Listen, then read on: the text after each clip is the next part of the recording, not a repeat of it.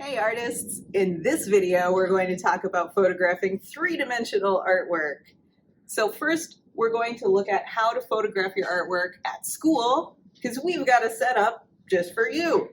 So if you look in this corner here, we've got some paper creating a nice little backdrop, and we've got some clamp lights to give us some good lighting as we work.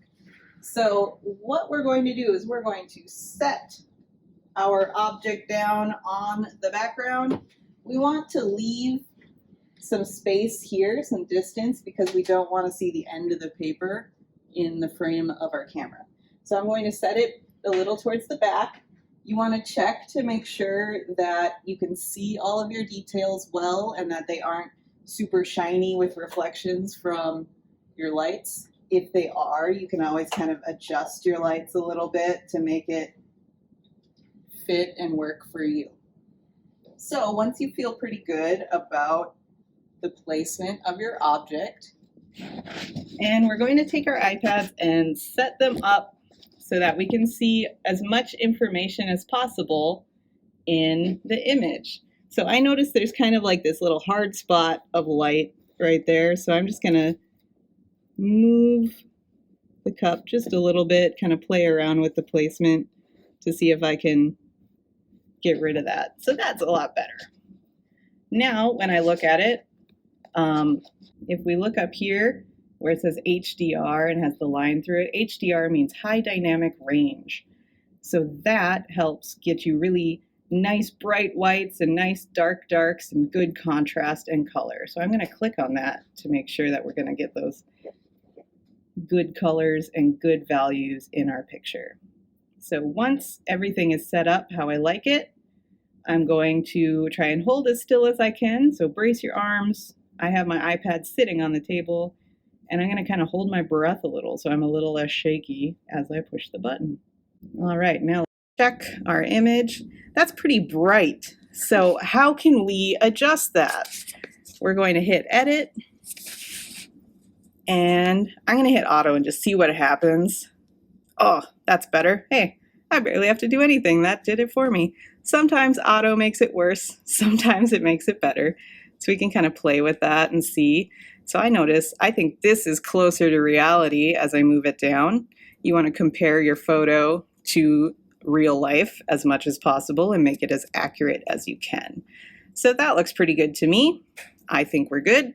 And now we'll just crop a little bit to get some of this extra white space out.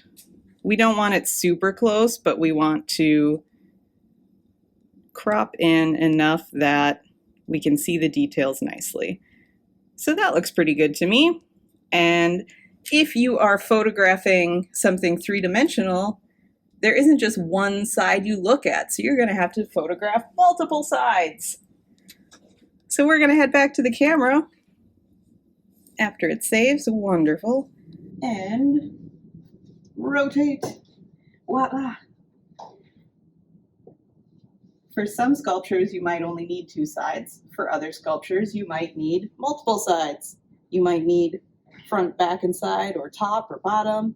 Anything that's going to help show all of the information of your artwork is going to be important when you're documenting it. You could even take a video of it rotating. You could put it on a banding wheel and spin it around, do it in slow-mo. It'll be real cool. So we're going to take another photo, same process of this image. Edit for realism. Oh, perfect right away. And we just need to crop it in like we did with the last one. And that looks fabulous. Now we have our two cups, one next to another. Awesome. Now, in some instances, you might need to take a photo of your sculpture at home. That is going to require some resourcefulness.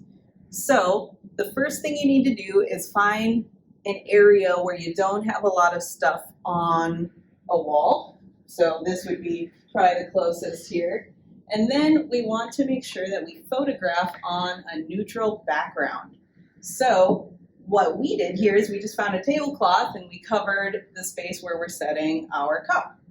If you don't have a tablecloth, you could use a bed sheet. You could use, I don't know, maybe you have a big black hoodie. You could put the hoodie down, or really any kind of like bigger fabric that you have that doesn't have patterns on it. Any kind of solid fabric. It doesn't matter what color it is.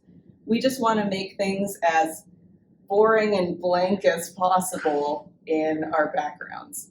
So maybe this is your desk and you put some fabric over it. You could even like tape or tack the fabric up onto the wall like we did with that white paper in the last section. That's even better. But the next thing that we need is to make sure that there's some decent lighting. So again, you know, if you're in a kitchen, you're going to have fluorescent lights most likely, and that's good lighting. Or maybe you have some desk lights. You could angle your desk light towards your sculpture if you wanted to.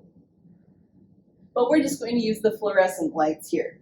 So I'm going to set my cup close to the back, but not right up against it. So give it a little bit of space, at least like a hand's width if you can. And we're just going to set that down. All right, then with our iPad, I'm just going to set it close to the cup and get a good angle on it so that I can see as much detail as possible. We'll want to turn that HDR back on and take our photo. When it comes to editing, this actually doesn't look too bad. So all I really need to do is crop it to get out some of that extra information.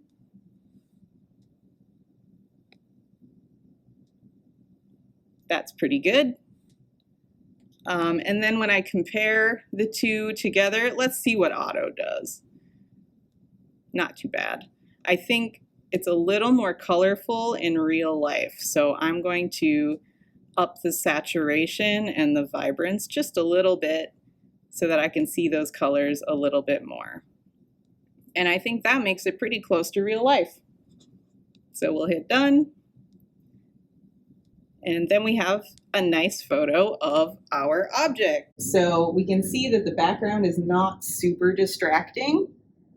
And the stuff that your sculpture is sitting on also is pretty neutral. And that's what we're really looking for when we take photos from home. So you don't want it sitting on a cluttered desk or surrounded by other objects. We want it as empty as we can with just that object so that that's what we focus on. So that's taking photos of three-dimensional artwork.